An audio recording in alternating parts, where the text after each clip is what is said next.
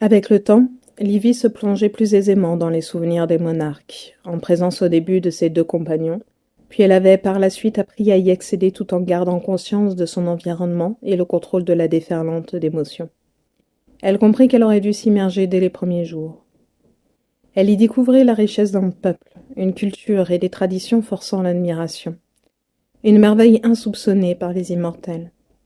S'ils s'en étaient rendus compte, elle était sûre qu'ils auraient eu honte de leurs paroles et de leurs pensées. Elle s'attacha à certains d'entre eux, en détesta d'autres. Il était difficile de rester neutre sur ce qu'elle voyait, les émotions des monarques n'aidant pas. Mais les souvenirs l'avaient aussi aidé à comprendre que certaines choses étaient anormales et que les elfes semblaient sous une emprise pernicieuse. Nous avons tous été manipulés. Tout n'est que mensonge. Cette phrase prononcée par la défunte reine, dans une pièce lugubre plusieurs mètres sous terre, alors qu'il ne restait qu'elles deux, lui revenait sans cesse. Son expérience avec la fresque et l'aveuglement de tous vis-à-vis de la cinquième espèce, ainsi que l'oubli de la présence de Schiasi dans les souterrains par ses compagnons, étaient des confirmations de ses soupçons. Elle leur en avait parlé à plusieurs reprises et, à chaque fois, ils l'oubliaient, restant persuadés que les Ladians étaient responsables.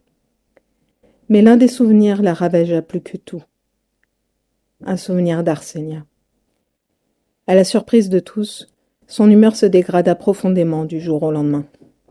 Elle s'énerva pour un rien, retrouva la violence dans ses entraînements, ne désirant qu'une chose, que ses compagnons lui fassent mal. Elle cherchait la douleur, voulant être punie pour son crime abject. Ils avaient refusé de céder à son désir et n'acceptaient plus de l'entraîner tant qu'elle n'aurait pas repris ses esprits. Cela ne fit qu'aggraver son état, et elle se renferma en elle-même. Ils avaient tous les 6 essayé à leur façon de franchir ses défenses. Mais comment aurait-elle pu mettre des mots sur ce qu'elle vivait? Elle se tenait contre la barrière, insultant mentalement tous ceux autour d'elle, Selaeg et Lundil tentant de la faire parler pour la énième fois. Leur inquiétude se changea en fureur quand une elfette confronta Eridani alors qu'elle faisait des passes d'armes avec Muyen. La Cyrlia avait pénétré sur le terrain sans prendre de précautions, et seule la maîtrise des combattants avait évité qu'elle ne soit blessée. Elle l'avait déjà vue. Ce n'était pas une guerrière, mais son frère l'avait été. Il avait eu des iris de bronze. Il avait fait partie de ceux emprisonnés avec ses deux compagnons. Les familles et proches de ceux morts là-bas avaient tenté d'apprendre ce qui était arrivé. Mais la réaction fuyante des deux survivants avait fini par les en dissuader. Jusqu'à ce jour. La nature de Selaeg avant son emprisonnement et les incidents ayant eu lieu ces dernières années avaient fait naître des rumeurs. Il se murmurait que la Cyrlia aurait perdu le contrôle du Sciavgo et n'aurait pu l'empêcher de massacrer son unité. Certains pensaient même que leur capture avait été inventée pour dissimuler les monstruosités du Cyrlio. Eridani se dégagea et partit dans leur direction. Muyen s'interposa pour retenir la sœur du guerrier tombé, mais elle revint à chaque fois à l'affrontement. La Cyrlia voulait savoir. Elle voulait comprendre pourquoi lui était mort et pas eux. Elle désirait la vérité, et elle ne partirait pas tant qu'elle ne l'aurait pas eue. Lundil s'approcha, tenta de la raisonner sans succès. Tout respect hiérarchique avait disparu. Il était tout aussi responsable. Son frère était un monstre, et il continuait de le protéger. En voyant le regard honteux d'Eridani et sentant la souffrance de Selaeg aux paroles de l'elfette, Livy craqua. « Tu veux vraiment savoir » cria-t-elle à travers le terrain tandis qu'une centaine d'yeux se posaient sur elle. « Tu la fermes » l'avertit Eridani. « Non. Je t'interdis d'aller plus loin, fit le Cyrlio en lui attrapant le bras. Tu te prends pour qui pour me donner des ordres? Je ne suis pas ton Snéguil, cracha-t-elle en se dégageant. Elle avait besoin que quelqu'un souffre. Ses amis refusant de lui offrir cette possibilité, elle allait se défouler sur quelqu'un d'autre. Alors? Veux-tu ou non? Exigea-t-elle en se tenant face à la Cyrlia. Oui, répondit-elle, le regard déterminé. Prouve-le, fit-elle sans pitié. Frappe Eridani. La sœur la regarda estomaquée par sa demande, perdant de son assurance. Me suis-je trompée de mots? N'ai-je pas été claire? Peut-être veux-tu une démonstration? Questionna-t-elle, répétant inconsciemment les phrases de leur bourreau. Suffit, tempêta Muyen. Le regard de la Cyrlia passa entre les deux anciennes prisonnières. Frappe, ordonna-t-elle de nouveau. Non, se révolta la Cyrlia. Pourquoi? Tu veux comprendre? Ce n'est pas compliqué. Tu la frappes jusqu'à ce qu'elle soit à terre et qu'elle ne puisse plus se relever. Brise-lui aussi les os si ça t'enchante. Mais ne la tue pas. Elle peut s'avérer encore utile. Elle n'avait pas compris à l'époque l'étendue de la situation, de tout ce qui avait pu traverser l'esprit du guerrier. Au fond, elle s'en était moquée, tant habituée à leur jeu. Elle avait tout de même eu un peu de pitié pour les elfes fraîchement emprisonnés. Ils ne connaissaient pas encore les règles. « Fais-le pour ton frère », susurra-t-elle. Face à lui se trouvait ce qu'il considérait être un Sciavgos, enchaîné, soumis. Il aurait pu le faire, obéir à leurs ordres, le tabasser jusqu'à l'inconscience, peut-être même le tuer et, ainsi, libérer son peuple de la terreur. Mais il ne l'avait pas fait. Le monstre avait retrouvé sa lucidité, et il s'était mis à espérer en voyant son prince retrouver sa lumière. « Qu'attends-tu » brusqua-t-elle. La Cyrlia s'était décomposée, son esprit commençait à comprendre. « Pourquoi tu ne le fais pas? Elle est là, à ta merci. Elle ne se défendra pas et personne ne pourra intervenir. » Ils avaient été forcés de regarder la scène en silence, attachés au mur, leur bouche bâillonnée, démunis. Selaeg lui avait demandé d'obéir, de faire ce que leur bourreau demandait. Aujourd'hui, elle comprit que ce furent les paroles de l'ancien monstre qui avaient empêché le guerrier d'agir. Elfir, leur tortionnaire du jour, avait ri en entendant les paroles de celui qu'elle pensait être Lendil. Elle avait trouvé ça mignon. Elle entendait encore ses faux gémissements d'attendrissement. L'elfe avait fait un pas en arrière. Le souffle d'un Snéguil avait caressé son cou. Un second s'avançant sur le côté. « Tel frère, telle sœur » persifla-t-elle en voyant la Cyrlia reculer d'un pas, l'horreur dans ses yeux de bronze. Elle réussit à reprendre un peu de ses esprits. Elle comprit qu'inconsciemment, elle avait inversé les deux prisonniers. « Comme toi, il a refusé d'obéir. » « Ils lui ont brisé la nuque, » fit-elle en dépassant la Cyrlia et se dirigeant vers la ville. « Il est mort parce qu'il avait de l'honneur. » Les Snéguils s'étaient jetés sur lui, l'avaient arraché en deux, tirant chacun de leur côté. Puis, ils l'avaient dévoré. Des bouts d'entrailles et des éclats de sang avaient atteint les prisonniers proches. Leurs bourreaux avaient ri tandis que les bêtes s'approchaient d'eux pour les nettoyer de leur repas. Livy s'effondra dans sa chambre. Les yeux de la Cyrlia revenaient la hanter. Le même regard de bronze que son frère, l'innocence en plus. Elle avait la même candeur que celle d'un enfant.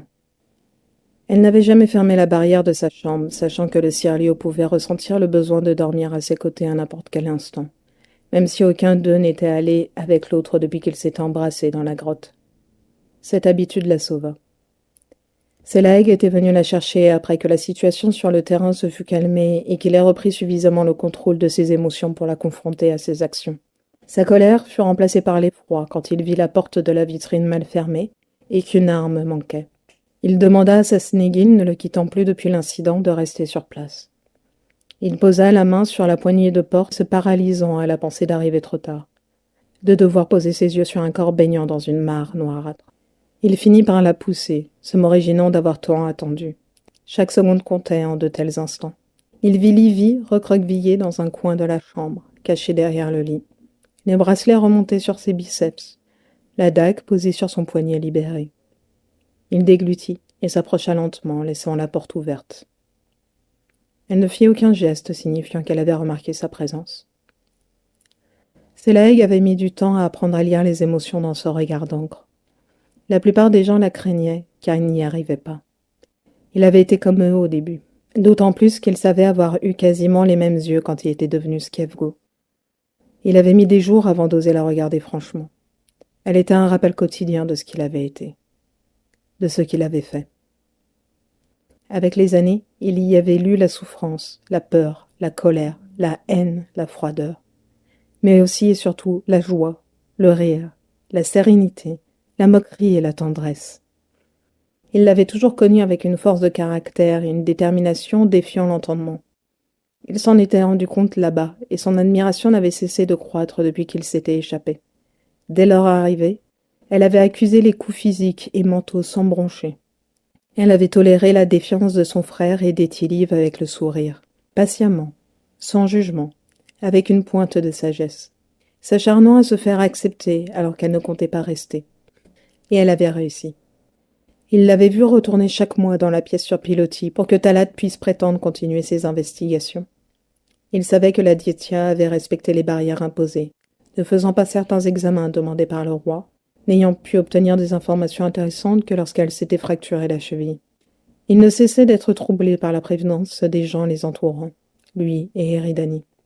Il était ému que cette attitude se soit transposée à Livy, même s'il ne le montrait pas, ni ne le disait jamais. Ce soir-là, il vit ses yeux hantés pour la première fois. Il ne saisissait pas ce qui se passait depuis plusieurs jours. Le retour de sa violence l'avait profondément perturbé. Il avait été choqué en comprenant qu'elle cherchait à ce qu'il la frappe, qu'elle ressentait le besoin de souffrir. Sa froideur montée ce jour lui avait rappelé celle de leur bourreau. Il avait été épouvanté par sa ressemblance avec une tontisi.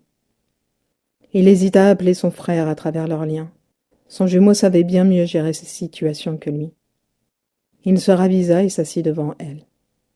Il connaissait les ténèbres bien mieux que l'un d'eux, même s'il ne comprenait toujours pas comment son état avait pu s'améliorer. Comment avait-il été arraché de ce marécage brumeux dans lequel il avait été plongé pendant des siècles? Était-elle vraiment la raison, comme tous semblaient le penser? Il posa sa main droite sur la sienne, au-dessus de la garde de l'arme, et glissa la seconde au côté de la lame. Ses doigts caressèrent doucement sa peau jusqu'à ce que son esprit reprenne pied avec la réalité et qu'elle quitte cet endroit lugubre dans lequel elle s'était recluse. Sans la présence de l'arme et le léger filet de sang, il aurait admiré le contraste entre son derme clair et le sien céruléen, comme il l'avait fait dans la grotte. Il enroula ses doigts autour de la garde et tira délicatement, séparant dans un même mouvement la chair et la lame. Elle le laissa faire. Il fit glisser la dague sous le lit jusqu'au pas de la porte. Il put enfin respirer plus aisément. Ses mains déposèrent une fine pellicule cuivrée autour de la blessure peu profonde. Il fut soulagé qu'elle n'ait pas encore pris sa décision. Il vint s'asseoir à ses côtés et passa un bras autour de ses épaules, l'attirant contre lui, sans se douter de ce que cela signifiait pour elle. Qu'à cet instant, dans son esprit, son corps était celui d'un autre, et que ce fut la raison pour laquelle elle s'autorisa enfin à verser ses larmes trop longtemps retenues. Il essaya de la faire parler, mais elle s'enferma dans son silence larmoyant. Il embrassa le sommet de son crâne et fredonna une chanson dans l'espoir de l'apaiser. Quand elle finit par s'endormir, il la souleva délicatement pour l'allonger sur le lit et se posa à ses côtés pour garder son sommeil. Le cœur de la reine saigna avant même que la créature n'ait pris de décision. Il se brisa en voyant le cheminement de ses pensées. Arsenia comprit bien avant Livy ce qui allait se passer. C'était le choix le plus logique, le plus abject. Ses yeux cuivrés se posèrent sur les trois protagonistes, un elfe, l'enfant, et l'étrangère sans nom, une dague dans la main. Un choix à faire. Elle ignora sciemment leur tortionnaire. Elle ne supporterait pas de voir leur félicité. Pas aujourd'hui. Pas en cet instant. Il maintenait Galma, la mère de l'enfant, au sol, la forçant à regarder ce qui se passait. L'elfe et les deux nains restants n'osaient pas lever les yeux. Elle ne les blâmait pas. Elle aurait aimé pouvoir faire comme eux. La reine n'avait jamais vu l'étrangère avec un tel déchirement lisible sur son visage. La créature avait appris à cacher ses émotions, à les enfouir au plus profond. Elle eut pitié de Livy autant qu'elle la haït en cet instant. Ce ne fut qu'un murmure, mais il se répercuta dans toute la pièce. Une berceuse sortant d'entre les lèvres de la créature. L'enfant se calma et ferma les yeux quand Livy caressa son front, le prenant dans ses bras. La mère versa ses larmes, sanglotant en silence, comprenant. Elle retint les siennes le plus longtemps possible, mais ne put se contenir quand la lame glissa le long de la petite gorge, faisant se soulever une dernière fois les paupières. Quand la vie l'eut entièrement quittée, les bourreaux traînèrent l'elfe et Livy baignant dans le sang pour les attacher au mur. Ils tirèrent la mère jusqu'à la porte avant de la relâcher, laissant le corps et la dague en évidence. Ils gardèrent les yeux baissés quand elle s'approcha en titubant du cadavre de son fils. Sauf elle. La reine regarda sa semblable tenir tendrement la petite dépouille dans ses bras, lui murmurant de douces paroles. embrassant son visage et lui chantant une chanson, comme la mère qu'elle était. Qu'importe qu'il ait été adopté, qu'il n'ait pas été d'elle, qu'elle n'ait pas souffert pour lui donner la vie, elle l'aimait. Les autres l'ignoraient. Cela n'avait pas d'importance. Mais elle le savait. Elle savait la déchirure d'une naissance. Elle savait tout de la naissance de cet enfant un soir d'automne, dans un lieu caché des yeux de tous. De n'avoir pu le tenir dans ses bras qu'un instant avant qu'il ne soit emporté et caché parmi le peuple. Son petit Tiomen. Livy s'était endormie dans le creux d'une épaule, pourtant elle se réveilla dans le lit. Elle réalisa plus tard à quel point elle avait été exténuée mentalement et physiquement pour ne pas s'être réveillée. Il y avait un réflexe de là-bas qu'elle n'avait pas perdu. Reprendre conscience au moindre bruit, avec un simple toucher. Sélaëg était assis dans le lit à ses côtés, lisant un livre. Il ne l'avait pas quitté de la nuit. Au matin, il s'est aperçu que la dague avait été retirée du pas de la porte restée ouverte.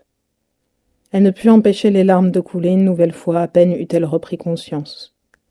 Elle ne savait pas si elles étaient les siennes ou celles de la défunte reine. Elle n'arrivait pas à faire la part des choses dans ce maelstrom d'émotions. Elle ne voulait pas. Elle méritait cette souffrance. Même si le choix avait été rationnel. Elle avait pris la vie d'un enfant. Elle l'avait saigné. Nains, elfes et créatures s'étaient unis pour faire rire ce petit être dans cet endroit lugubre. Les nains se relayaient pour lui raconter des histoires, lui chanter des chansons, traduisant celles des elfes. Ils collaient le plus souvent possible son visage contre l'un de leurs corps pour l'empêcher de voir les jeux de leurs bourreaux. Ils s'étaient tous avilis pour l'abriter de leurs caresses. Ils s'étaient demandé si leur bourreau l'aurait réellement touché ainsi, ou si il s'était joué d'eux, s'amusant de les voir consentir à des viols pour le protéger. Ils n'avaient jamais pris le risque de vérifier. Livy pouvait encore sentir son petit corps contre le sien, la chaleur s'en dégageant, son souffle confiant. Puis, le hoquet de surprise quand elle l'avait égorgé, le sang coulant sur elle, tant de sang dans une si petite chose. Et cette berceuse revenant inlassablement dans sa tête. Quand la mère s'était approchée d'elle et de l'elfe, la dague dans la main, aucun d'eux n'avait bougé. Il ne résisterait pas. C'était son droit de venger son fils. Elle l'avait supplié silencieusement de le faire. Mais la naine avait glissé l'arme derrière le dos de l'immortel, la cachant des regards de leur bourreau. Elle s'était tournée vers elle et l'avait prise dans ses bras, la remerciant dans un murmure. Son enfant était libre. Ceux qui vinrent le lendemain n'avaient pas été informés de la présence de l'arme. Deux enlevèrent le corps. L'un resta pour les détacher. Il les autorisait parfois à se mouvoir librement. Il ne les craignait pas. Ils étaient soumis. Ce fut une erreur. Dès qu'il tourna le dos à l'elfe, l'immortel l'égorgea, étouffant son cri dans sa main. Ils tentèrent de s'enfuir. Les événements la forcèrent à rester en arrière avec Arsenia pour protéger leur évasion. Les elfes et nains purent partir. La mère mourut dans l'action. Elle ne savait toujours pas s'ils avaient réussi et s'ils étaient encore en vie. Elle le pensait. Autrement, Égor se serait fait un plaisir de jeter leurs cadavres dans la pièce. Pendant plusieurs jours, elle ne sortit du lit que pour répondre à ses besoins naturels, retournant se coucher immédiatement après. L'elfe faisait de même uniquement lorsque quelqu'un d'autre était à proximité. Elle ne mangea et ne but presque pas. Elle picorait à peine dans les plats amenés par Thérèle, repas qu'elle pouvait manger avec les mains, sans couteau. La seule fois où Sélaëg la quitta plus de quelques heures fut quand Eridani vint la voir. La nuit du 5e jour, elle se colla pour la première fois consciemment contre l'elfe allongé à ses côtés. Elle avait besoin de souffrir, et il pouvait le faire. Sa main glissa le long du ventre de l'immortel, remontant sur son torse. Elle attira son visage et l'embrassa. Il ne la repoussa pas et répondit surpris à son baiser profond. Elle fit parcourir à sa main le chemin inverse. Il attrapa son poignet quand elle atteignit son bassin. « Quand tu iras mieux, si tu le veux encore. » murmura-t-il en rompant le baiser. « Pourquoi me refuses-tu la souffrance dont j'ai besoin ?» L'incompréhension apparut sur le visage de l'elfe. Un grondement lui échappa quand il réalisa la portée de ses paroles. Il embrassa son front et remonta sa main laiteuse pour la poser sur son cœur. Elle s'endormit levée contre lui. À sa surprise, elle se réveilla seule dans le lit. En se redressant, elle vit Lundy, l'écrivain, assis dans un fauteuil qu'il avait déplacé pour avoir vue sur elle du salon. Quand elle sortit de la salle d'eau, elle vint s'asseoir sur le canapé en face de lui. L'elfe cacha son étonnement face à ce changement de comportement et mit de côté son travail. « Je suis désolée », s'excusa-t-elle coupablement. « Pour » demanda-t-il doucement. « Mon comportement des derniers jours. Cela ne doit pas aider ton frère. »« Ah, Livy, tu ne cesses de m'interloquer, » s'ébahit-il avec un sourire. « À peine ai-je le temps de penser que je t'ai cerné, que tu fais ou dis quelque chose qui me désarçonne. Tu ne devrais pas t'inquiéter pour mon frère en ce moment, mais te soucier de toi. »« Je n'ai pas d'importance, » répondit-elle dans un haussement d'épaules. « Quelles sont les raisons qui te poussent à penser cela ? » C'est une vérité. Je regarde juste les choses en face. Penses-tu que je serais ici, à cet instant, si tel était le cas ? Tu ne le fais que parce que vous êtes tous stupidement persuadés que je détiens la clé pour le guérir. Et vous craignez que s'il m'arrive trop tôt quelque chose, il redevienne comme avant. Regardons les choses en face. Je vais mourir, expliqua-t-elle logiquement. Aujourd'hui, demain, dans 10 ans, la mort peut me faucher à chaque instant. On ne sait pas ce que je suis. Peut-être ai-je déjà atteint la moitié de ma vie. Peut-être plus. Qu'importe au fond. Vous êtes immortel. Je ne suis qu'une poussière dans votre existence. En quelques mois, vous m'aurez oublié. Alors quelle importance à vos yeux si je meurs aujourd'hui ou demain ? Et la façon dont ça se passe. Ce qui importe, c'est qu'il guérisse. Et je ne sais pas ce qui me dérange le plus, s'étonna-t-il. Que tu aies une aussi piètre opinion de nous ou de toi-même. Tu as raison sur un point. J'ai peur que s'il t'arrive quelque chose, mon frère en souffre profondément. Les derniers jours me l'ont confirmé. Sans s'en rendre compte, il a ouvert notre lien, et je n'avais pas autant perçu ses émotions depuis que nous étions elfes. J'ai pu sentir à quel point il s'inquiétait pour toi. Il tient à toi. Il ne devrait pas, continua-t-elle, ni s'inquiéter ni s'attacher.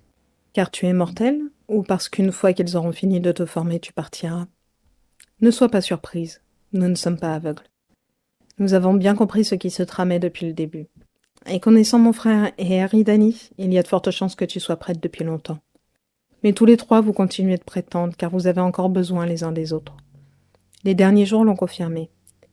Et oui, je crains qu'avec ton départ, ils sombrent de nouveau et que, sans eux, toi aussi.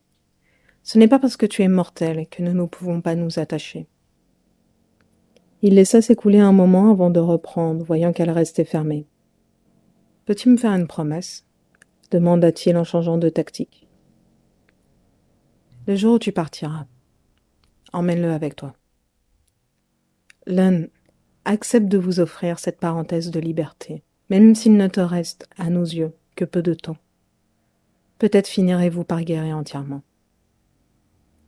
Il n'acceptera jamais de vous laisser derrière, contra-t-elle. Ce serait le faire souffrir inutilement. Souffrir ? Certainement. Inutilement ? Non. Pourquoi fais-tu ça ? Pourquoi me demandes-tu ça ? Je pense que c'est l'une des seules raisons t'ayant fait hésiter. Parce que je sais que tu veux l'aider. Tu l'as prouvé à maintes reprises. Je conçois ton envie de mourir, et je ne connais pas d'autre argument pour te pousser à vivre. J'espère qu'avec le temps, tu me pardonneras. Tu es un enfoiré, s'offusqua-t-elle abasourdie par ce que l'elfe venait de faire. Oui, un enfoiré qui malgré tout s'est attaché à toi, que tu l'acceptes ou non, et qui espère te voir un jour sans cette ombre dans le regard. Sa phrase ne lui apporta aucun réconfort. Tu sais, les mots ont plus de pouvoir qu'on ne l'imagine, mais parfois on n'arrive pas à les trouver, comme si le vocabulaire nécessaire n'existait pas. Jusqu'à présent, leur absence vous a poussé tous les trois à vous exprimer à travers la violence. Bien qu'elle ait décru avec les années, elle est toujours présente en vous. Derrière vos sourires, vos plaisanteries, elle continue de vous ronger. Il est temps que vous trouviez un autre moyen. Autrement, vous ne guérirez jamais. Il la laissa réfléchir à ses propos avant de reprendre. Il vous faut accepter ce qui s'est passé. Tant que vous continuerez de refuser de regarder en face ce qui vous a été fait, vous n'avancerez pas. continua-t-il doucement. Il existe une solution. Je l'ai déjà proposée à mon frère et à Eridani. Je peux me plonger dans tes souvenirs, les revivre avec toi pour t'aider à les accepter et à faire la part de tes émotions. Tu veux modifier mes souvenirs? Non. Personne ne peut modifier des souvenirs. Le processus aide à s'en rappeler certains, mais on ne peut pas les effacer ou les changer. Cela permet juste d'être présent au moment où la personne se remémore, de lui apporter le soutien nécessaire sur l'instant et d'acquérir une meilleure compréhension de sa souffrance pour l'aider par la suite. Ont-ils accepté? Non. Elle digéra l'information et la proposition. Elle n'était pas la seule concernée dans ses souvenirs. Tolérerait-il qu'elle montre cette partie d'eux à un étranger? Même s'il s'agissait de Lundin. Et puis, il n'y avait pas que ses souvenirs à elle. Selaeg et Eridani avaient été une raison, mais sa promesse à Arsenia était réellement ce qui avait arrêté son geste. Une phrase la perturba plus que les autres. Aider à se rappeler? Comme lors d'une amnésie? Oui. Si je ne te l'ai pas proposé jusqu'à présent, c'est parce qu'il faut une confiance entière. Autrement, le processus peut laisser des séquelles au patient et être très douloureux pour le marcheur. J'y réfléchirai. Aucun n'avait abordé le sujet avec elle suite à sa conversation avec Lundil. Ils avaient continué de la surveiller, mais lui avaient redonné peu à peu sa liberté. Selaeg vint la trouver, quelque temps après qu'ils eurent été sûrs que ses pensées suicidaires se soient envolées. Pour l'instant. Le prince était allé voir Eridani, enfouissant sa gêne pour lui demander des conseils. Passée la surprise première, la Cyrlia avait essayé de l'aider. Elle s'était proposée d'aborder elle-même la question, mais elle avait refusé en sortant des arguments plus stupides les uns des autres. Avec un sourire en coin, elle lui avait donné quelques idées sur la manière de s'y prendre. Il l'avait arrêtée, liquéfiée, dès qu'elle avait abordé la partie plus technique. Son rire n'avait fait qu'accentuer son impression d'être redevenu un éléphant face à sa mère, bleuissant un peu plus à chaque seconde. L'arrivée de Muyen en cet instant n'avait pas arrangé les choses. Il s'était fait tout un discours dans sa tête, avait essayé d'imaginer toutes les tournures que cette conversation pouvait prendre. Il pensait avoir des réponses pour tout. Selaeg referma la porte derrière lui et s'assit sur le bord du lit, faisant face à Livy. Elle ferma, intriguée, son livre. Il ne put s'empêcher de caresser une mèche d'argent, d'effleurer les lignes noires cheminant sur sa peau, ses lèvres d'ébène, et il se plongea dans son regard anxieux. Il se rendit compte que, de tous, il était le moins bien placé pour lui parler. Il soupira avant de l'embrasser chastement, ravalant son désir. « Peut-être devrais-tu utiliser le bracelet pour t'apercevoir que ce n'est pas censé être un échange douloureux, » murmura-t-il. Elle le regarda quitter la chambre, incertaine de ce qui venait de se passer. Livy alla le trouver 2 jours plus tard. Elle vint s'asseoir sur le bord du lit, copiant sa posture de la dernière fois. Il s'adossa contre le montant, son tatouage chatoyant légèrement malgré l'obscurité. J'ai regardé. Et questionna-t-il après un moment. C'est très perturbant d'être dans le corps d'un nain. J'imagine bien, fit-il ahuri, un grand sourire dévorant son visage. Mais toujours pas de rire. Pourtant il était là, prêt à sortir. Elle allait y arriver. Peut-être pas aujourd'hui, mais demain. Tant qu'il lui resterait un souffle, elle n'abandonnerait pas cette mission. Il lui prit la main et la caressa de son pouce. Peut-être aurais-tu dû regarder du côté des naines, la taquina-t-il. J'ai commencé avec elle, répliqua-t-elle en levant les yeux au plafond. Je ne suis pas si stupide que ça. Mais je voulais comprendre comment ça fonctionnait chez les mâles. Ah, je ne suis pas certain que nous fonctionnions exactement de la même façon. Je me doute, fit-elle en posant la main sur sa cuisse. Chez eux, forcer quelqu'un est criminel. Ici aussi. Enfin, pas vraiment. Ce n'est pas naturel pour un elfe. Seulement des... Il ne finit pas sa phrase, son regard s'assombrissant. Elle se demanda s'il l'avait déjà fait. S'il avait déjà violé quelqu'un quand il était devenu un scavegot. Lundil s'efforça à utiliser le peu de liens restants pour protéger les habitants des pulsions sexuelles. Se remémora-t-elle. En avait-il eu conscience? Connaissait-il aujourd'hui l'étendue de ce que son frère avait fait pour le protéger, ainsi que les autres? Ceux de là-bas étaient-ils des Sciavgians? Cela aurait été trop simple de les considérer ainsi. comme les dédouaner de ce qu'ils avaient fait. Ivy restait persuadé qu'ils en avaient pleinement eu conscience et qu'ils le faisaient simplement par amusement, qu'ils étaient sadiques. Ils ont des lieux dédiés pour les célibataires, expliqua-t-elle pour détourner leurs mornes pensées. Nains et naines y vont parfois, particulièrement les jeunes. Ils ont des règles très strictes à respecter dans ce domaine entre leur puberté et leur 60e année. Ils sont interdits d'avoir des échanges corporels avec quelqu'un d'autre qu'un professionnel avant cet âge. Ce sera un déshonneur et un crime, surtout si la naine tombe enceinte. Les deux sont alors sévèrement punis et l'opprobre les poursuit longtemps. Je ne sais pas quoi penser de ces informations.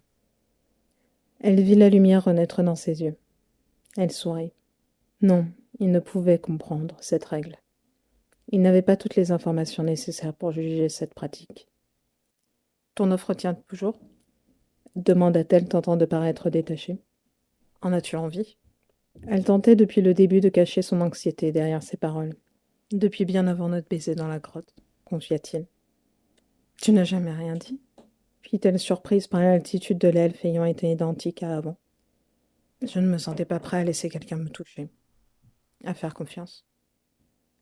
Je n'ai pas vraiment ce qu'il faut pour te faire du mal. Elle s'abhorra pour ces paroles à peine furent-elles prononcées. Elfir n'avait pas non plus ce qu'il fallait, et pourtant cela ne l'avait pas empêché de violer l'elfe à plusieurs reprises, forçant les érections en stimulant certains nerfs. Ton esprit ne le veut pas. Il s'y refuse, et pourtant... La magie d'un corps, fit Elfir en déplaçant ses mains. Quand on connaît ses mécanismes, on peut lui faire ce qu'on désire. Tu le sais mieux que quiconque, Lendil. Cela te dégoûte? Attends encore un peu. Et une fois que j'aurai sorti ta semence, là tu pourras réellement être répugné de ta personne. Mon petit prince. Elle avait tenu sa promesse. L'ombre réapparut dans le regard de Selaeg, et elle sut qu'il était reparti là-bas. Elle caressa son visage. « Je suis désolée, je ne vous... » Le reste de sa phrase se perdit dans la bouche de l'elfe. Il avait raison. Elle disait trop de conneries. Elle mit une main dans ses cheveux et remonta l'autre sur la hanche de l'elfe. « En as-tu aussi envie ?» murmura-t-il contre ses lèvres. « Je ne suis pas sûre de pouvoir aller jusqu'au bout, » avoua-t-elle. « Moi non plus. Mais je sais que tu sauras t'arrêter. » Ils eurent besoin de plusieurs échanges pour qu'ils se sentent tous deux capables de finaliser ce duo charnel. Ils usèrent de ce temps pour se découvrir, mais surtout pour se réapproprier leurs corps respectifs. Elle avait conservé sa chambre, et ils se retrouvaient parfois. Il était arrivé que l'un d'eux retourne auprès de l'autre, juste pour s'allonger à ses côtés, tel qu'il l'avait fait au début.